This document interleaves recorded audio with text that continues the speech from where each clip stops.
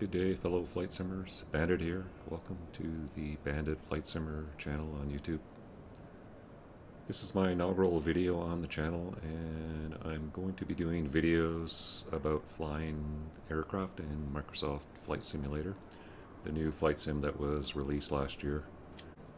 For the inaugural video, I'm going to kick off the first episode of a series where I'm going to fly a general aviation aircraft on a flight around the world. As you can see in the video here, we are outside the Diamond Flight Center. This is located in London, Ontario, Canada. And I'm just pretending that we're here to pick up our brand new aircraft, which we're going to use for our circumnavigation trip of the globe. I think the aircraft is parked out back, so let's swing around and see what aircraft we've chosen for this trip around the world.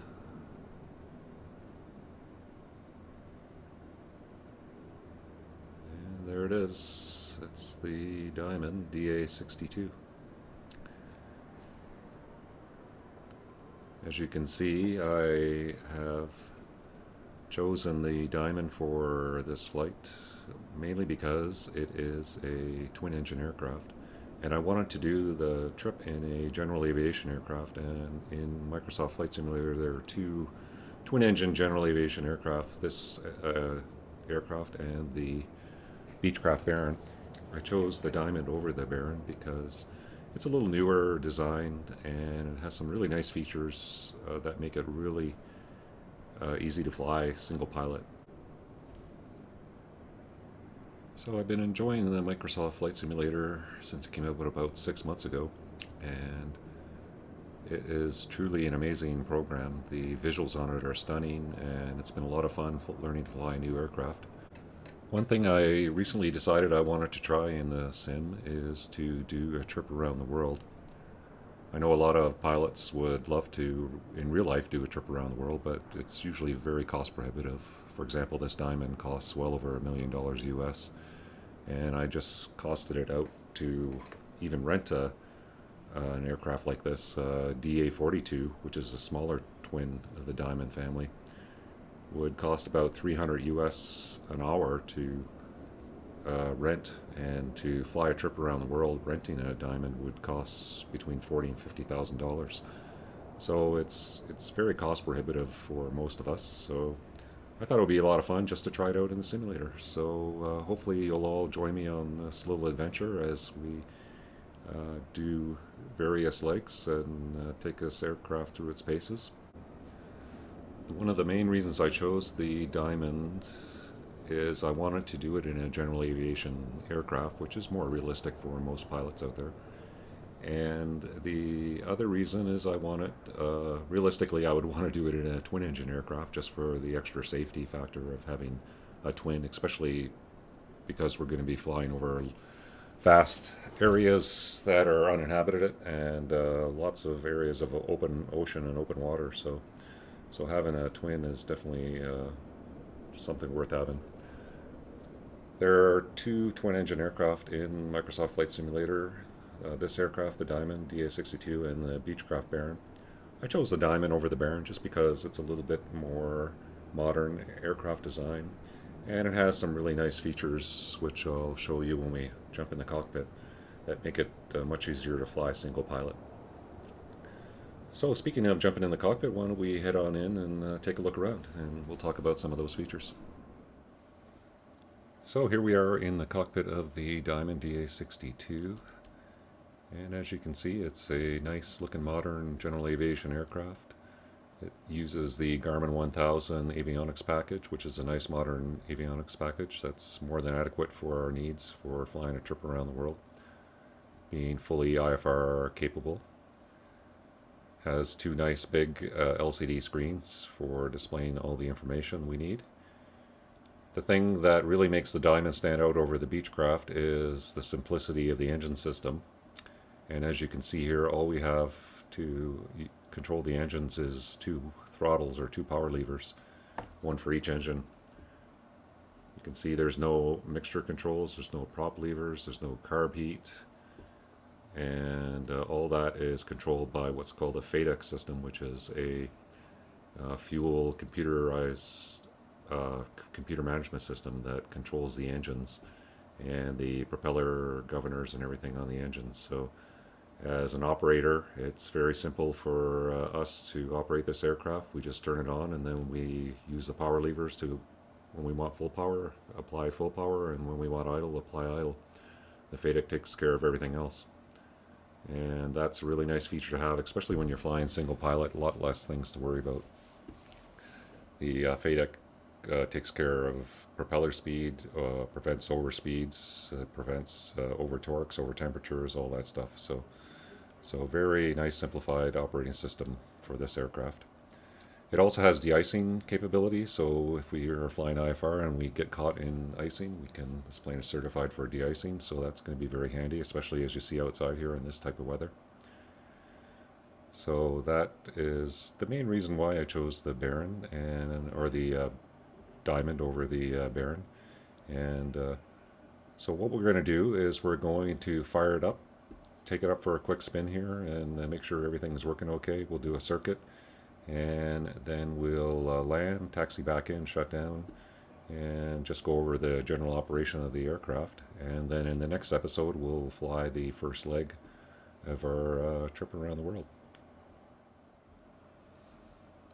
So to get this airplane started, it's pretty easy, and I'll just mention before we get going here that in order to get familiar with this aircraft, I did download a flight manual and a checklist which helped me get used to the systems on the aircraft and the speeds that it's to be flown at and stuff like that. So I'll just kind of show you here.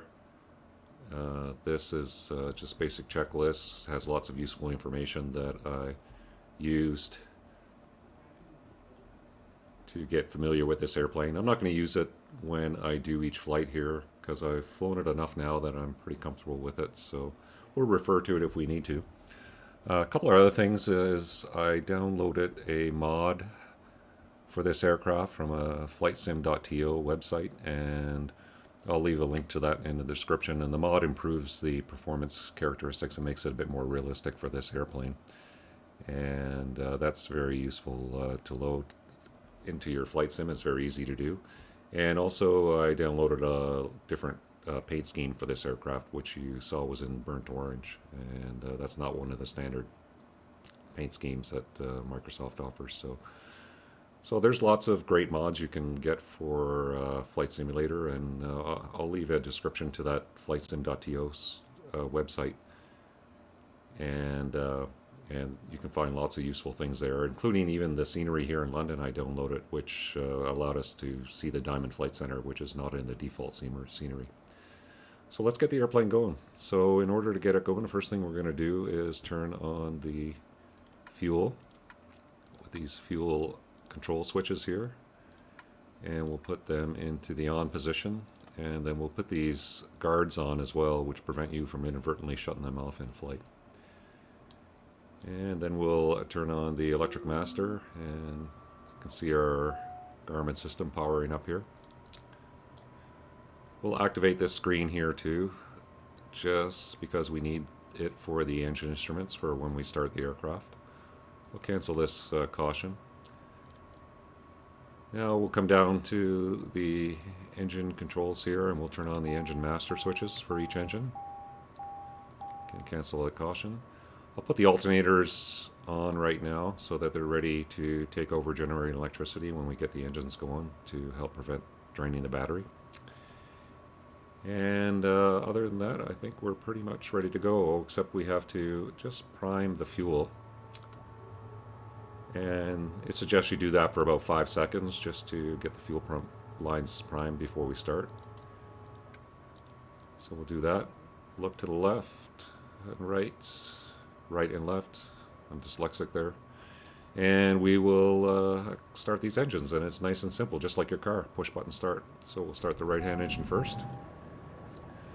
Check the temperatures and pressures are starting to come up, and it looks good. And we will start the left engine.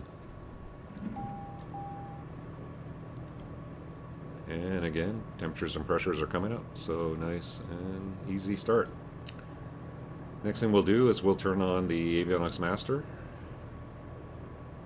And what that does is turn on all the radios and navigation equipment that are part of the G1000 system. And since it's cold here and there's snow on the ground, I think we'll turn our pitot heat on right now. And we'll set our flaps for takeoff. Get our taxi position lights on, and I think we're ready to taxi. So let's get some ATIS, and we will head on out for our circuit.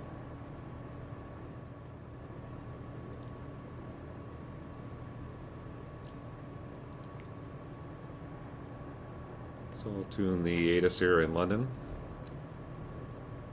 London Airport Information Whiskey 22000. Wind 165 at 8. Visibility, neither in snow. Sky condition, ceiling 2,300 feet broken. Temperature, -7. Dew point, 13. Altimeter, 29.63. ILS, runway 15 in use. Landing and departing runway 15. DSR, aircraft, say direction of flight. All aircraft read back hold short instructions. Advise controller, on initial contact, you have whiskey. Okay, so they're using runway 15. And I'll just zoom in here on the screen and get our show you the airport diagram. So we're parked over here. This is runway 15, so we'll just head out and do a left turn down this taxiway and head out for runway 15. I'll do a right-hand circuit today, and maybe we can see the Diamond Factory, which is located here in London, Ontario as well. The altimeter was 2963, I believe, and I'll set that. And I think we're ready to head on out. Release the parking brake. Add some power. And if you download that mod, you'll notice right away that this is one of the things the mod fixes is the default aircraft in Flight Sim required a lot of power just to get going, and it wasn't very realistic. So I definitely think it's worth downloading that mod.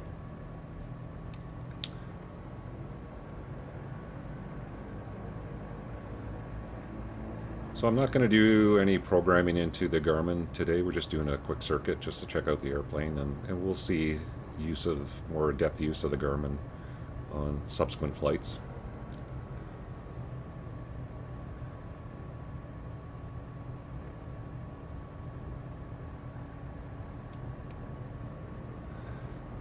So in this series, I'm going to do an episode on each leg of the trip, and the flights I'm going to do I'm going to fly the entire flight, which is probably going to be about 2.5 hours, but I'm going to edit the video down to the highlights of the flight.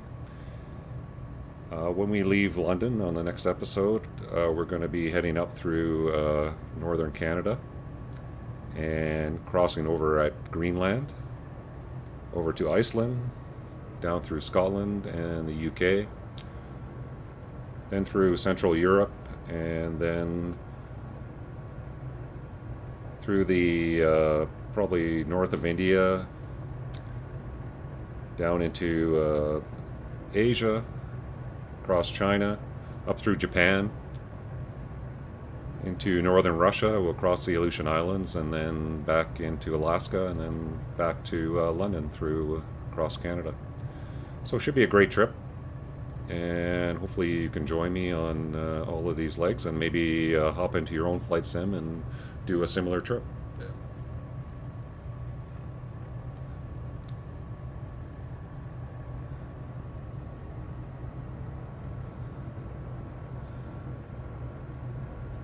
I'm not going to be using the air traffic control in Microsoft Flight Simulator. It's okay, but it does have a lot of errors to it, so since it's not very accurate, I'm not going to use it. I'll just depart each airport as if it's Unicom and uncontrolled, and same thing when we arrive.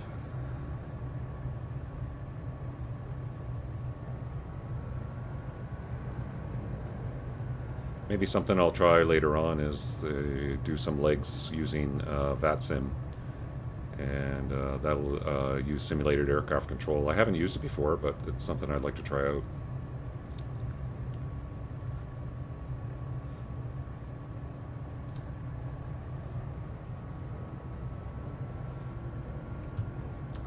Okay, so here we are. We'll hold short of the runway here. Set the parking brake, and we'll go through our pre-takeoff check. Okay, so pre-takeoff check. We got our flaps are at takeoff. We'll turn our fuel pumps on. And normally you just leave these on for the takeoff and then you shut them off on the post-takeoff check, but since we're just going to be doing a circuit, I'm going to leave them on for the entire circuit. We will get our landing light on, taxi light off, strobe light on, and temperatures and pressures are all good, and I think we are ready to go. Release the parking brake and taxi out on the runway.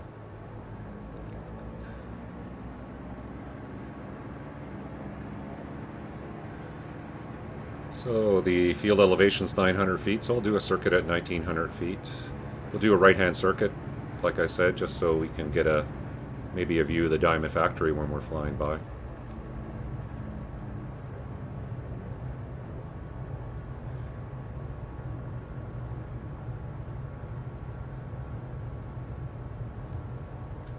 Okay, all lined up, and we'll apply full power.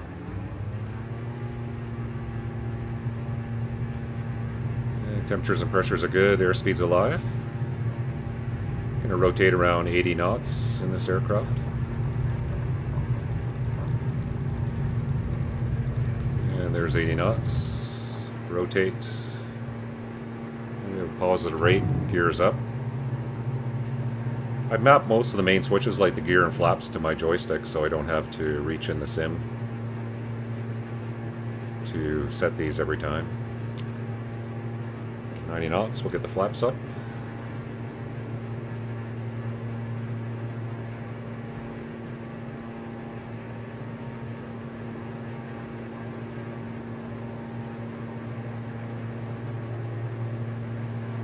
And gears up and flaps are up. We'll continue the climb up to circuit altitude. I'll leave the landing light on and the fuel boost pumps on. You can see here in this view, this is the Diamond Factory located right here and the taxiway that heads out to the airport. So when they need to test fly their Diamonds, that's where they depart from, right there.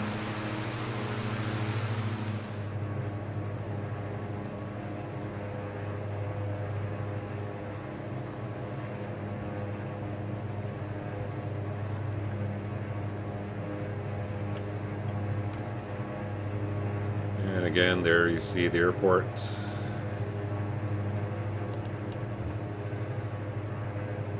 Ourselves a little bit of spacing here and we'll make our turn downwind.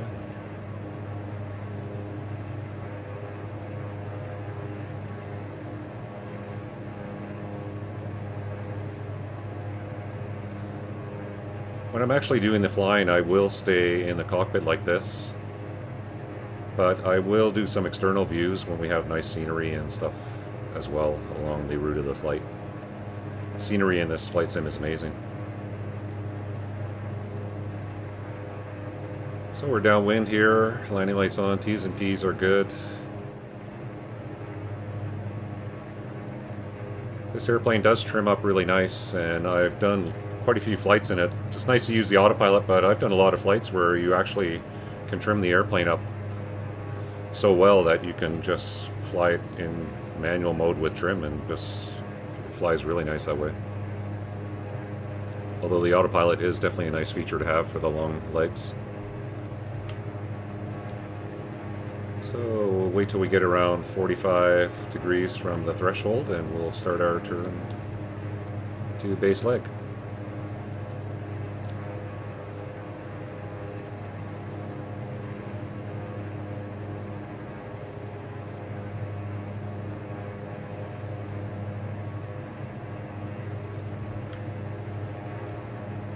Okay, I think we're good to go.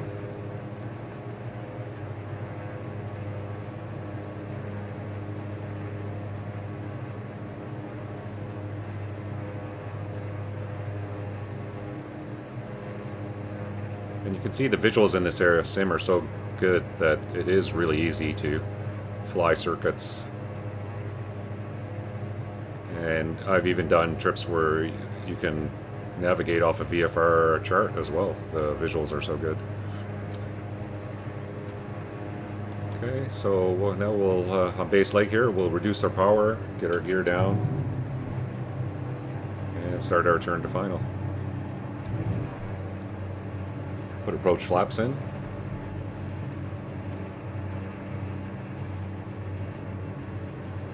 And I'll be looking for about, I usually target around 90 knots for the approach speed initially, and then look for about 85 on final.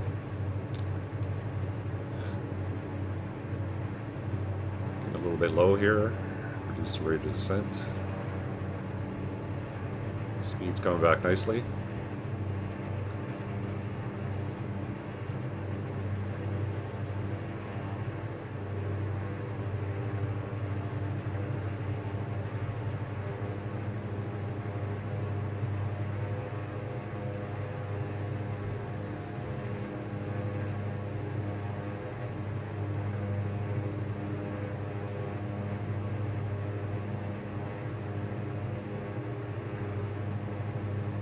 Speed's good, and we're getting back on center line here nicely. I think we're on a good glide path. We'll go land flaps.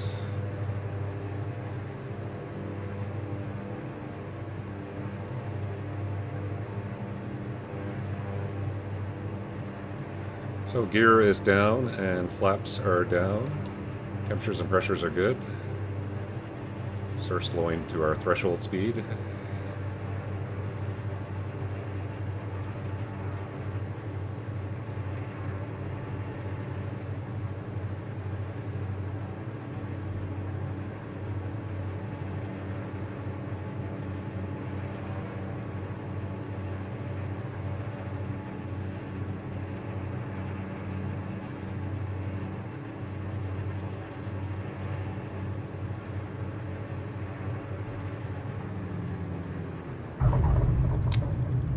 Touchdown.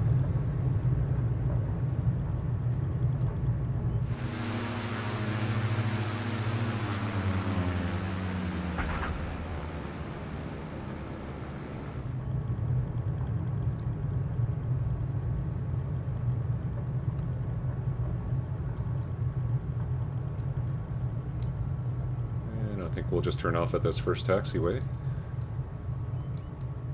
Brakes are a little touchy on here.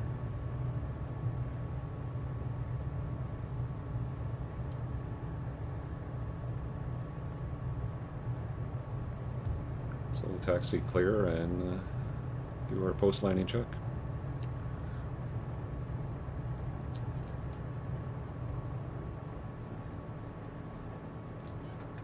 Park our brakes on and we'll do our post-landing check.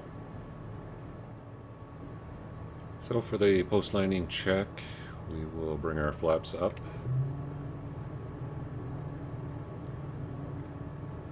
Shut off our boost pumps.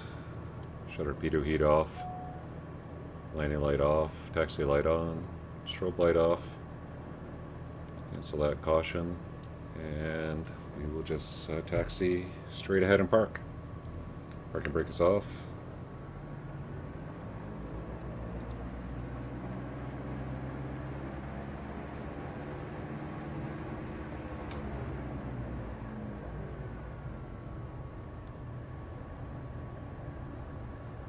So as we do each episode, we'll see more and more things about the aircraft, like how to use the Garmin 1000 more in depth, how to shoot an instrument approach occasionally when we need to do that. So I think there's going to be a lot of variety in all these episodes, a lot of challenges. I'm going to try to use the real world weather in Microsoft Flight Simulator. It's not perfect, but it'll make things a bit more realistic. It's been getting better. And that will definitely make things more challenging, and it'll determine each day too where we actually fly our legs. So now that we're stopped here, parking brake is on and we'll shut down the aircraft, and it's just as easy to shut it down as it is to start it. So we just take each master cutoff switch here and turn them to off. And that's all there is to it. And I will shut off the lights. And I'll leave the avionics master on for now, but that'll be the last thing would be to shut off that and the battery and then the fuel. So a very simple airplane to operate, and I'm pretty happy with it. I think it's going to be a great aircraft for this trip around the world. So our next episode, we will depart London, Ontario, and right now I'm planning to head up towards Quebec City, and we'll fly by maybe Niagara Falls on the way up, just south of Toronto, up the northern part of Lake Ontario, up the St. Lawrence River by Montreal, and then continue up the St. Lawrence River to Quebec City. So it should be lots of beautiful sights to see along the way. Hopefully the weather is nice. And then we will make our first stop in Quebec City. So I hope you can join me on subsequent trips in the Diamond here. I think it should be a lot of fun. Make sure you hit the subscribe button and subscribe for notifications if you want to follow along on these trips. If you have any questions about it, be sure to leave a comment, and I'll try to get back to you with any answers you might have about doing this type of trip around the world. So it should be a lot of fun. Thanks for joining me, and we'll see you on the next episode. So long.